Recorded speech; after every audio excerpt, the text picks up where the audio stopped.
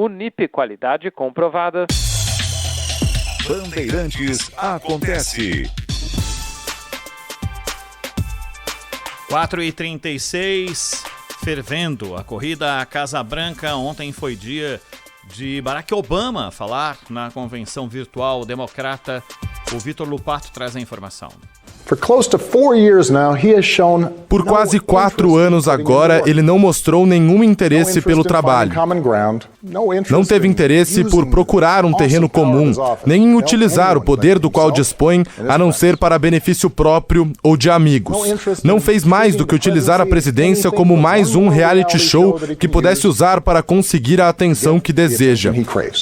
Donald Trump não evoluiu no cargo, porque não consegue. E as consequências desse fracasso são enormes. Sabem que não podem conquistar vocês através de suas políticas. Então, eles querem dificultar ao máximo o seu voto e te convencer de que seu voto não importa.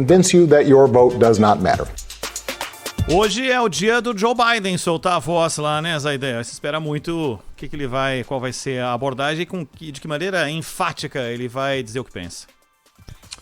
Exato. É o Joe Biden fechando a convenção, né?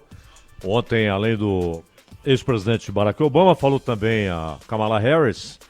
O Obama, claro, destilou elogios ali ao Joe Biden, inclusive dizendo que ele, Obama, foi pela companhia do Biden, pela presença do Biden, ele foi levado a ser um presidente melhor do que seria sem o Biden, né? E que nos momentos mais difíceis dos seus 8 anos na presidência, o Biden sempre estava presente, era o último na sala de reunião, sempre pronto para debater, para conversar, para aconselhar, esse tipo de coisa. Enfim, não se esperava outra coisa, afinal de contas, depois do primeiro mandato, o Obama poderia ter indicado outro para ser seu candidato a vice. Não há um vínculo, né?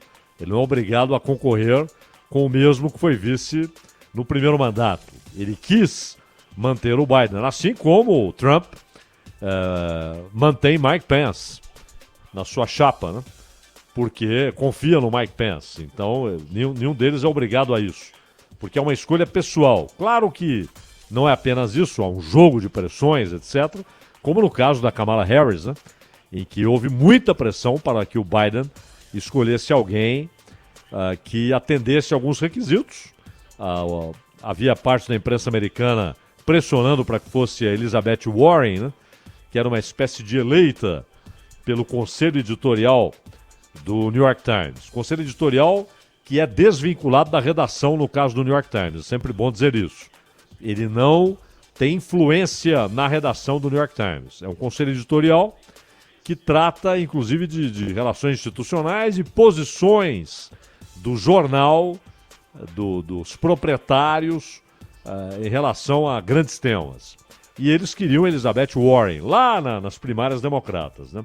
Mas ele escolheu a Kamala Harris e o fato é que ela tem recebido loas do Washington Post, por exemplo, que inclusive exagera nas tintas, né, a respeito da Kamala Harris. Há muitas coisas da Kamala Harris, muitas posições que são realmente discutíveis. Inclusive com relação à segurança pública, à crítica persistente, quase irremovível, que ela faz em relação à política externa dos Estados Unidos, como se ela partisse da premissa de que os Estados Unidos estão sempre errados na sua política externa. E o Trump parecia até que exploraria mais isso. Provavelmente o fará, né, até novembro.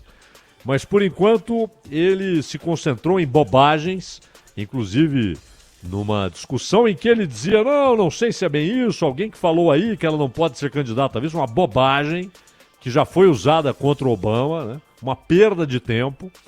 E ele deve se debruçar sobre as ideias, principalmente do Joe Biden, é claro, e da Kamala Harris. Por que ele insiste em falar mais da Kamala Harris? Porque o Joe Biden significa o Partido Democrata histórico, histórico aqui em relação ao século XX, né? Porque lá atrás o Partido Democrata, inclusive, foi um defensor em alguns momentos. É claro que era um outro partido, embora com o mesmo nome, mas era uma outra formação, uma outra base. Mas ele foi contrário ao Abraham Lincoln nas posições que antecederam a Guerra Civil, que foi de 1861 a 1865. Hoje é um outro partido democrata, moldado principalmente por Franklin Delano Roosevelt. E a maneira como ele enfrentou a crise desencadeada pelo crack da Bolsa em 29 e depois a maneira como ele enfrentou a Segunda Guerra Mundial. O Partido Democrata que emerge da Segunda Guerra Mundial, ele é muito mais elaborado, burilado, trabalhado pelo Franklin Delano Roosevelt do que pelos líderes anteriores, né? Agora, o Biden, de certa forma, ainda representa esse velho Partido Democrata. Enquanto a Kamala Harris, assim como a Elizabeth Warren, estão muito mais ligadas às posições defendidas pelo Bernie Sanders, que nem é do Partido Democrata, e entra no Partido Democrata para disputar as primárias, depois sai, ele é um independente. Tanto que Elizabeth Warren era vista como aquela que disputava com Bernie Sanders o mesmo eleitorado dentro do partido, né? E hoje estão todos eles ali, claro, apoiando o Joe Biden, numa espécie de aposta no efeito de referendo que o Trump acabou desencadeando, né? Inclusive porque Barack Obama e Michelle Obama discursaram, o que é até inédito, né? No caso do Barack Obama, um ex-presidente falando duramente sobre quem está hoje na Casa Branca. Tudo isso é inédito, porque o Trump foi quem inaugurou isso. Porque o Trump fez questão de apostar numa relação de tensão e de conflito com seus antecessores, inclusive republicanos, inclusive com a família Bush, né? E por isso hoje os Bush são desafetos, né, do Donald Trump. Agora, o Obama acaba fazendo um discurso sempre naquela linha, um discurso moderado, um discurso que procura ser sereno até na entonação, mas que foi pesado em relação a Donald Trump para os padrões da política americana. Repito que geralmente um ex-presidente não faz críticas pesadas, diretas e pessoais a quem está no cargo. E o Obama fez isso porque, de certa forma, essa nova era ruim, não é? Do ponto de vista de relação entre os partidos, ela foi inaugurada pelo próprio Trump, quando fez críticas pesadas aos seus antecessores, inclusive muitas delas com cunho pessoal, né? Agora, o Obama não teve um governo dos sonhos. Na minha opinião, a eleição do Obama foi mais importante que os 2 mandatos que ele teve. Porque a eleição dele, a eleição de um negro, 40 anos depois do assassinato do mais importante líder negro que houve nos Estados Unidos, Martin Luther King. Então isso foi emblemático, né? 40 anos depois do assassinato do Martin Luther King, o Obama foi eleito. Isso foi realmente emblemático. E foi mais importante do que o que ele fez nos seus mandatos. Ele teve acertos e erros, como todos os presidentes. Ele teve respostas boas, por exemplo, a crise que ocorreu em 2008, o ano em que ele é eleito. Em 2009, ele toma posse com a crise desencadeada e teve respostas boas. Porém, também cometeu erros, principalmente em política externa. E alguns desses erros foram cometidos pela Hillary Clinton quando secretária de Estado. O que aconteceu na Líbia, aquilo foi um erro primário. Aliás, Hillary Clinton foi um desastre como secretária de Estado. E o Obama percebeu isso, né? Colocá-la como secretária de Estado foi uma maneira de pacificar o partido, porque o partido queria Hillary Clinton, a cúpula do partido. Mas a base do partido disse não à cúpula e elegeu o Obama.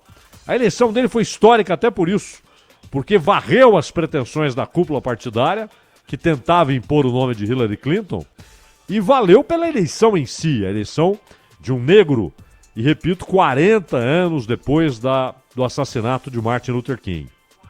Mas os 2 mandatos em si foram de erros e acertos, e muitos erros na política externa. inclusive uma certa condescendência com a ditadura chinesa, não é?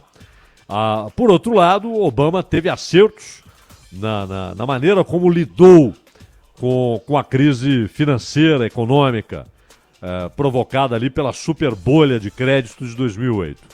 Então a questão não é nem se o governo Obama foi maravilhoso ou se foi ruim. Não se esperava que Trump seguisse a política econômica e externa de Barack Obama. Claro que não. Ele não foi eleito para seguir a política de Obama, mas para inaugurar uma nova política. O problema é o quanto Trump muitas vezes feriu costumes, convenções, princípios civilizatórios da política americana. E aí ele acaba produzindo esse fenômeno que é a reação na Convenção Democrata ao próprio Trump. Porque foi Trump quem resolveu romper com aquelas convenções, tradições e princípios civilizatórios e partiu para a guerra verbal. E acabou desencadeando a sua declaração de guerra, desencadeando guerra também do outro lado, né? Se isso vai ajudar ou atrapalhar o Trump, se isso vai ajudar ou atrapalhar o Biden, saberemos em novembro.